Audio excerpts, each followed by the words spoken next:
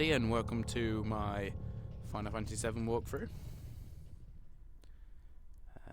Believe it or not, I'll be doing Final Fantasy VII, which I've said in quite a few videos right at the start of when I relaunched my channel that I was going to do it.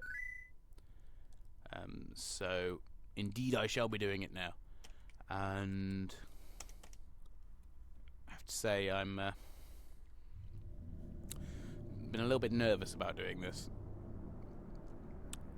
just because this is meant to be the sort of flagship of my channel, so the hope was that this would go down quite well. Obviously, seeing as now it's on the computer. It obviously has been on the computer previously, but Square Enix have made it as a downloadable game, so hopefully the idea is it'll be more accessible now for people, despite the fact it is on the PlayStation 3 as well. And they're both, I think the computer version is slightly more expensive. I think it's £9.99. Don't quote me on that.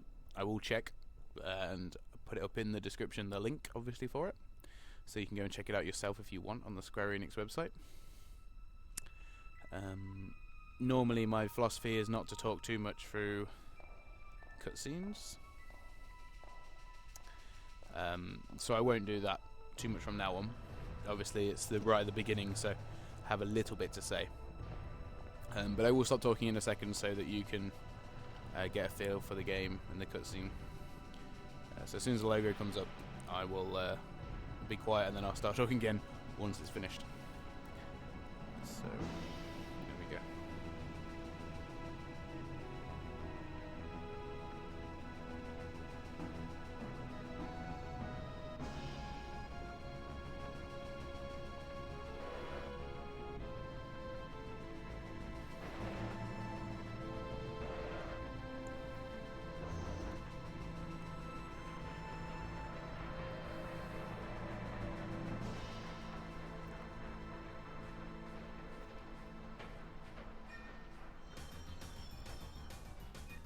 There we are at the cutscene now. Obviously, you can tell the background did change quite a bit when we were coming out of the background. The cutscene. One of the things that I've always noticed on this game is that the backgrounds look surprisingly more detailed than the sprites, but not very sure that says too much, because the sprites on this are actually a heck of a lot nicer, smoother than they actually are on the PlayStation 1 version. Obviously with the computer they've got more to play with, so I'm guessing that sort of obviously makes a difference to that side of things. And actually I don't think these graphics are too far off what they would have been on the actual computer game at the time.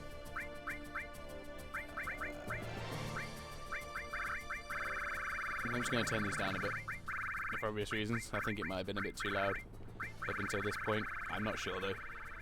So we'll go for 33. 33, so that'll be a third of what it should be.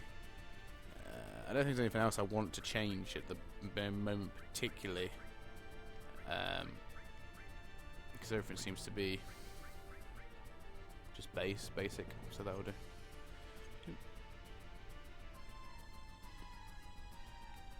These two guards have got potions on, so it's always a nice little tip early in the game to get that out of the way. And this is where we learn most about the story.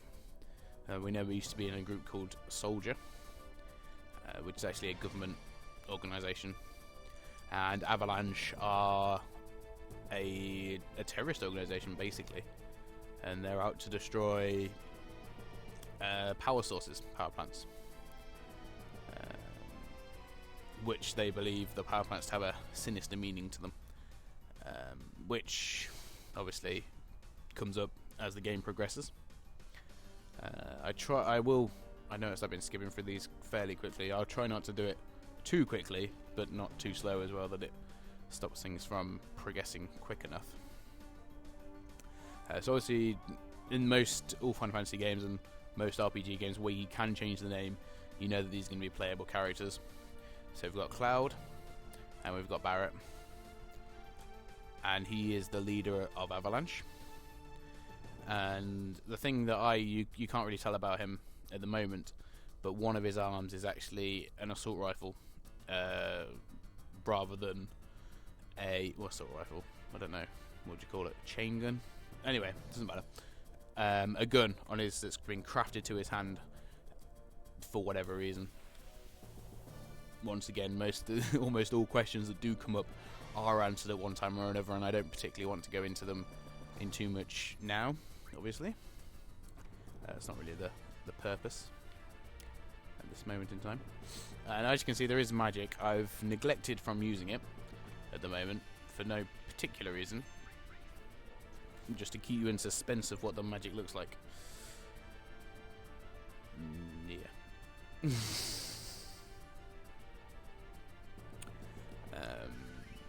Final Fantasy has a leveling up system, obviously, and as your characters level up, your base stats level up as well. There are obviously modifiers that allow certain stats to go up a point at a time. Very similar to anyone that sort of played Pokemon. Although Final Fantasy was out a lot before Pokemon, so don't get the two confused. But there is no rare candy, I'm afraid, so that's not brilliant. It would come in handy at some points, because obviously, like all games with leveling systems, there is an element of grinding. I don't want to draw too many comparisons with Pokemon. I don't think it's helpful, but the similar things sort of happens. So, you know, obviously these three, Biggs, Jesse, and Wedge, are actually the other members of Avalanche. There is another one that we do meet later on, though. And actually, Biggs and Wedge are actually quite a staple in Final Fantasy games, and so you do see them cropping up quite a lot as names of characters. Not normally main characters. I mean, there are one or two exceptions where they've been above average characters, I suppose, above normal NPCs. But generally, they're I don't know. They play bit parts, but they've always been in there at some point or another. And this is where Barret's trying to explain about why they're doing it. But as far as obviously Cloud seems to be bothered about, he's just bothered about finishing the job and getting his money and leaving. Which I suppose is fair enough for a mercenary. I mean, I don't really know. Obviously, Barret seems to want to take him on some moral journey of how he should care about these things. But that's just not in Cloud's nature. So, he's trying to get blood from a stone, I'm afraid. But anyway, about Biggs and Wedge, they do appear in, I don't want to say all of the games, because there's probably going to be a game that they haven't appeared in. For example, I don't remember seeing them in 13 or 13.2. I don't think so. Sid was in 13, and he's also another name that crops up in a lot of Final Fantasy games, and he's almost explicitly associated with an airship. I think he was number 3 as well, and definitely has an airship in number 3. And this one. Spoiler. But, no, I mean, I don't know. If anyone's watching this, then they probably have played Final Fantasy before at some, to some stage or another. I mean, a lot of my friends, people who had PlayStations around the same time as me, they all know about the game. Whether they've played it to any such level or not is debatable. But obviously, it came out in 1997. I was born in 91, so I was 6 when it came out. I didn't have it when I was 6. I had it when I was about 7 or 8. So, there's a few years difference there. But I came just the right time where we were getting in the space of the 3 years subsequent to playing 7, I had 8 had already been out. We had 9 and then 10, and you don't really get better than those 3 games to grow up on. And I have played. I've got 7. I got 5, 6, 7, 8, and 9 on the PlayStation through the PlayStation Store, which is I'm really glad that they decided to put them up as PlayStation 1 classics. I have a bit of a gripe about the PlayStation 2 classics because they're not classics. Some of the games on there I remember sat in the bargain bin of Woolworths and Game Station for so long you would not believe. I did previously try to record this video before, so that's obviously why I have the other save, but it doesn't matter because we'll be doing over this. But when we get to that point that I got to on the previous save, that's when I'll probably end this first episode. Just a bit of a taster, so we get the first little bit out of the way, just to give you an idea of story. I want to try and not give away too much, but I also want to be able to talk about certain things with people who have played the game and will understand the different, obviously, mechanics and setup of the game itself. So that's quite, I don't know, I'll have to find a way to balance it somehow. It probably has to be as it goes along, and you'll have to probably skip to episode 150 to get to that. Hopefully there won't be 150 episodes. I mean, I actually have no idea, to be honest. Because I remember when I first completed it, it took me about 100 hours when I was younger. Because obviously you get stuck quite a lot, and you have to figure out puzzles and a lot. There's obviously a lot of grinding as well, which doesn't help with time consumption. But the grinding parts of this game I will be skipping out, I'm pretty sure, and instead I'll just do a summary after I have done my grinding and say, you know, this I've leveled up to blah blah blah. I've done this with this skills and stuff. It's just so you know what I've done, how I've done it, without having to go through the routine of showing me grinding all the time, unless there's something specifically interesting that I want to show, in which case then I probably will. So I'll make sure that I have my recording software on hand if there's anything I do actually want to show you. So here's Cloud, and he wants to obviously set this bomb, and Barrett's making him do it, even though he seems somewhat reluctant. And now he seems to be getting some sort of message in his head, and it's sort of a premonition. So he knows that he's thinking that, oh no, something's going to be wrong, and he's like, well, maybe I'm just hearing things. So he sets the bomb.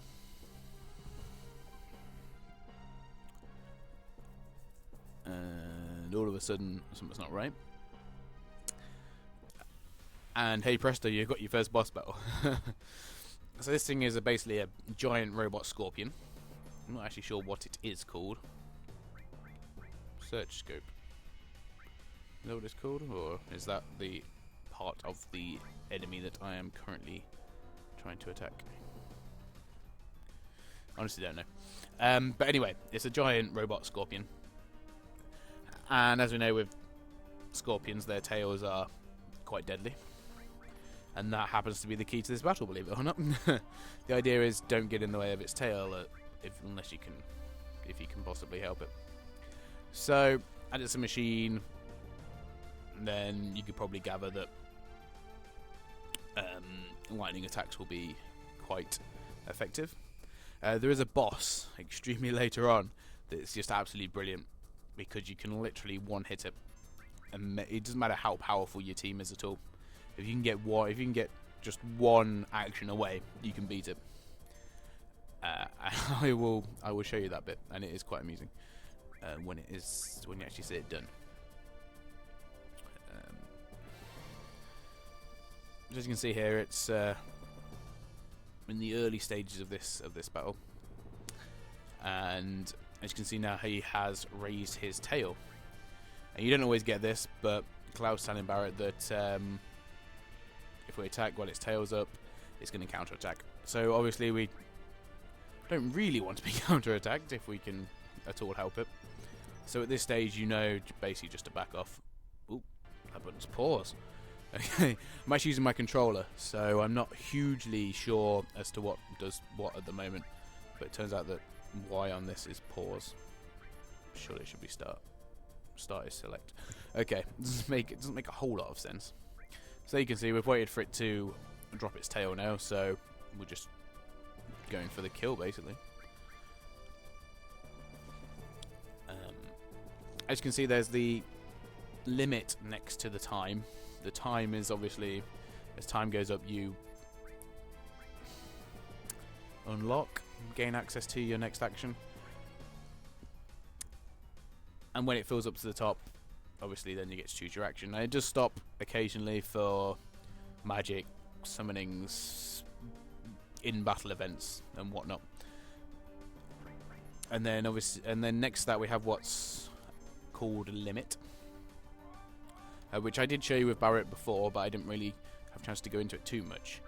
But basically, it replaces your normal attack with a one-off special attack that does bonus damage, and there's ones that can do that have various effects. So there's one that Cloud has that blows away opponents and doesn't kill them, just throws them away from the battle, basically. And as you get more and more limit breaks, as you progress, you unlock higher level limit breaks. But the downside to that is it takes a lot longer in battle to get your limit up full to be able to use that limit break. So, swings and roundabouts, really.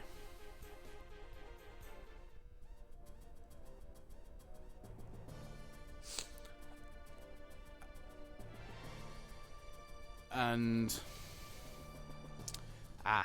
yes, of course. We have the countdown now to the bomb detonation. You shouldn't worry too much. 10 minutes is normally ample amounts of time. When I was younger, I remember thinking, when I first played it, in fact, I remember thinking, is this going to be enough time? Because, you know, you've got. I thought it would stop when you have battles to face, but it turns out that it doesn't. Which I suppose is fair enough, really, but okay. One of the tricks that I can tell you about this game, because I do know, is that if you hold what would be on a PlayStation 1 controller, L1 and R1, which on this one is for some reason R1 and back button. I'm going to have to change the settings of the controller. It starts the running away phase where you're trying to flee from the battle, and they just start running on air, basically. But what happens if you press it down, so just so that their motion starts, they actually do turn around, and it's meant to negate the back attack. I'm not sure if it does actually or not, whether you have less damage by doing that, but take less damage by doing that. I don't know. So, bit of trial and error there.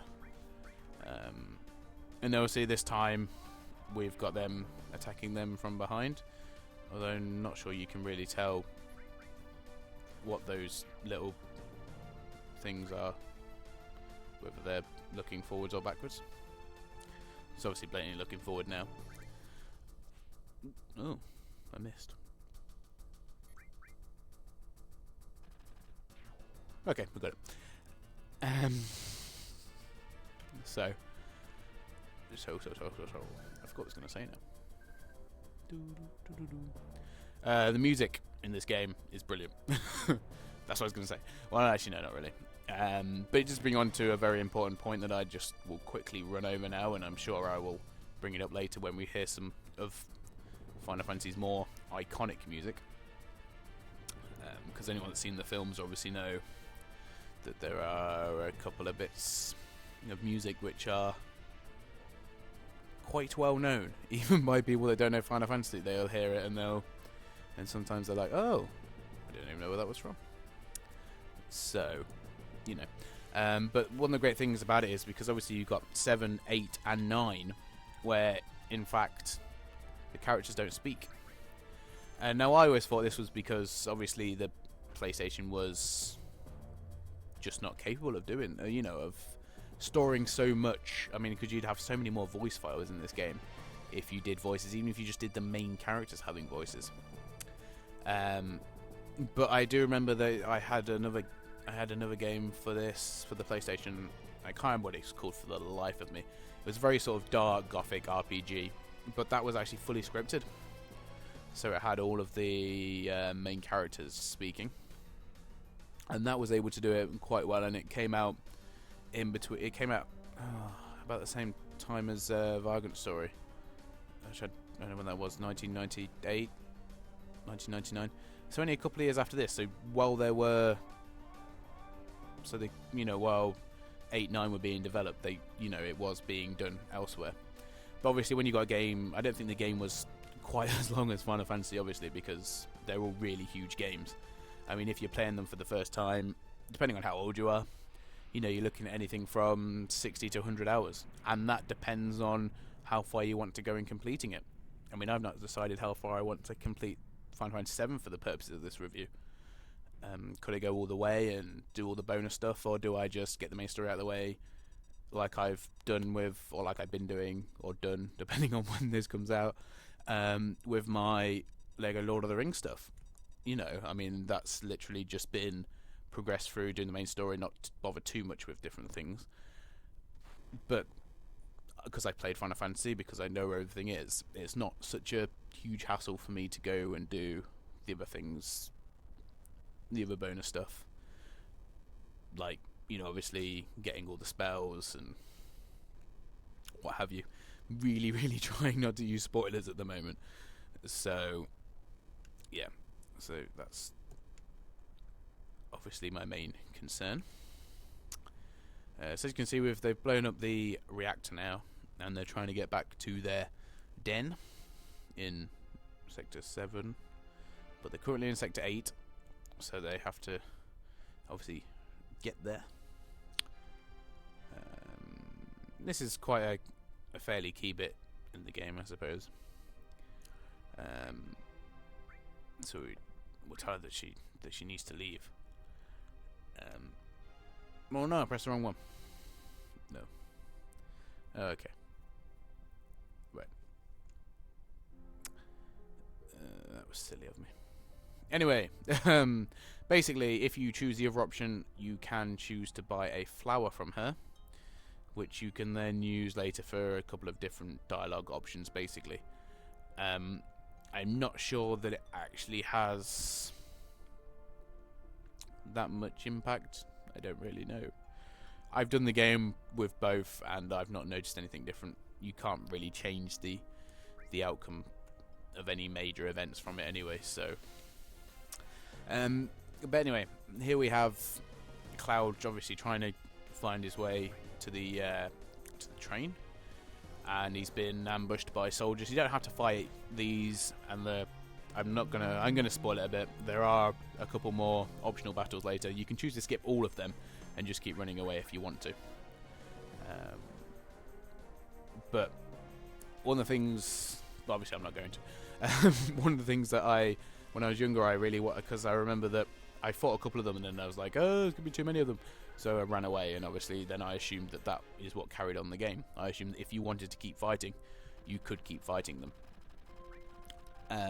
But the annoying thing about this bit is you can't, basically. There's only a set amount of fights anyway, and it would have been really good to see for it to carry on to a certain point until until you have to say, well, I've got no potions left, I've got no magic left, and quite frankly, if I fight another one, I'm going to die, so I better carry on, progress with the story. Unfortunately, as I say, it doesn't happen. So you only get a limited amount of fights. I think there's another one after this, and then I think that's it. I think the one after this has dogs in it as well. You have to fight some dogs. I believe so, anyway. But yeah. So only 3 extra battles, basically, and... Oh. Hasn't been any dogs yet. This is the first time I've done the opening sequence and not actually found any dogs to fight yet. I have actually played this game. I don't know. I sort of play it once every 2 years from start to finish. I used to go to France to my grandparents, and I had there's work to do and stuff, but generally I had quite a lot of free time in the evenings, so I picked a Final Fantasy and decided to do it. And I think this was the latest one that I decided to do, because it was the I think it was the game with the least, the Final Fantasy game with the least amount of scratches on it, actually. So I just absolutely, I don't know, you're a little kid and you don't really take care of your discs too well, so. But yeah, I don't know, it just also shows how much, obviously, I love this old franchise of games, really. So I'm extremely biased. So if you're looking for someone that's going to criticize the heck out of Final Fantasy, obviously these are not the reviews to be watching, although I presume you've probably got that pretty much nailed down already. So I won't go into that too much. And obviously you've got the gang, Avalanche gang here, wondering obviously what's happened to Cloud, because he obviously jumped on the train rather than using the door as a normal person. So they're all a bit down about it.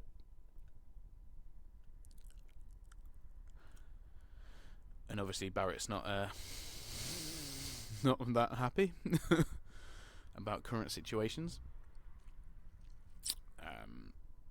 So you hear voices from outside the carriage. I don't know if you can pick that up, actually. There you go. Knocking. And then he comes and shocks absolutely everyone, and they're like, "Oh, Cloud." The funny thing about this is, I don't know if you noticed previously, but I noticed Biggs and Jesse have both got their mouth wide open. Now, the thing is, I had noticed it before, but I'm for comedy purposes, I'm going to say that it happened because of him jumping through this door, and now they're constantly shocked every time they're around or see Cloud, which is why you're going to see them having their mouth open the whole time now. Well, I think Wedge has as well, actually. We didn't. We didn't have to. We didn't get this on the PlayStation 1 version. Let me just put it that way. There was no wide mouth opening. I don't believe. It's obviously to do with the new textures and faces and whatever. So, something I'd like to sort of put out there, but it does seem to me like Jessie has a bit of a soft spot for Cloud. She's there cleaning his face. He saved her life. Yeah, it's all a bit romantic, and I guess there is that. I don't know. I just like to put that out there. What would it have been like if Cloud and Jessie got together? Might have been quite interesting if you could pick. Well, they have just spoiled it now and told you that you can't. But as I say, minor characters. Obviously, it's not really going to happen. So you can see her on the train, and we're in this guy's house for whatever reason. This guy is not happy about the terrorists. He's quite scared, actually, really. And obviously they're talking about Barrett, and because he's the leader. So, okay, it won't bother the other passengers. That's just a bit of future Gubbins. Yeah, but probably not famous for the reasons that you. Ooh, I don't want to be mean. Okay, what do you have in mind? Nothing but a sidekick. To be fair, Wedge, you are pretty still much a big sidekick, but never mind. So we're gonna have to look at this tedious bit that I've watched far, far, far too many times. And it just shows you the rail system for the city, but it does show you what the city does look like, which is obviously where you start the game. City of Midgar. And it's just a very big, very polluted city. Has a lot of slums, and obviously the higher you get up in the city, the cleaner the air and the more luxurious it is. As you're saying here about how the sectors used to have names, but people have forgotten them, which also shows a sense of sort of like loss of community, and it just helps set the scene really for what this, I don't know, Midgar is a character in itself. It really is. I mean, anyone that's watched seen the film, the Advent Children film, and played the Dirge of Cerberus, you really do. It just that enhances it even more that some places in games are a character themselves anyway. I mean, Final Fantasy does this amazingly well. I mean, I can't even begin to describe Final Fantasy VIII when you've got the garden that you start off with. I mean, that in itself is a huge character. It really is. Basically has its own thoughts and feelings. I mean, not literally. You don't actually get to talk to it, but just the way it reacts to certain things and how you use it to get out of certain situations. Yeah.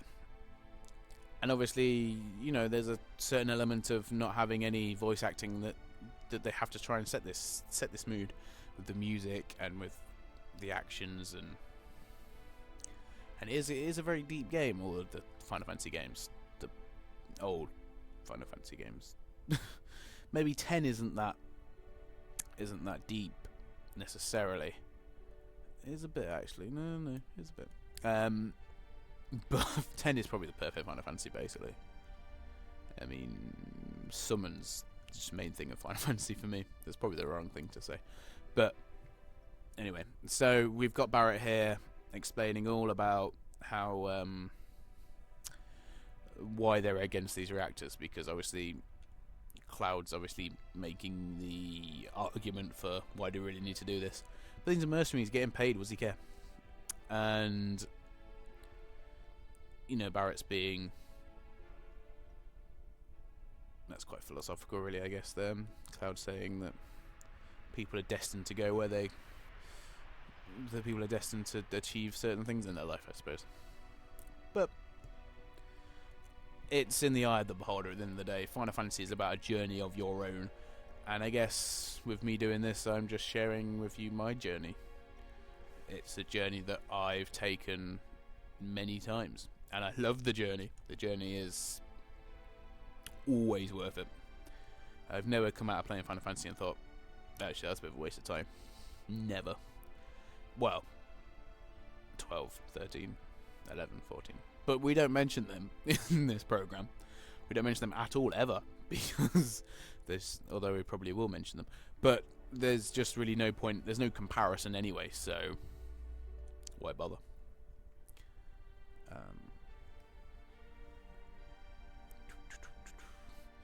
So he's obviously talking about, obviously there's going to be another mission.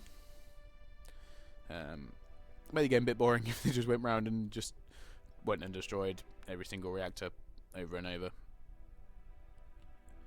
Aww. What was I going to say now?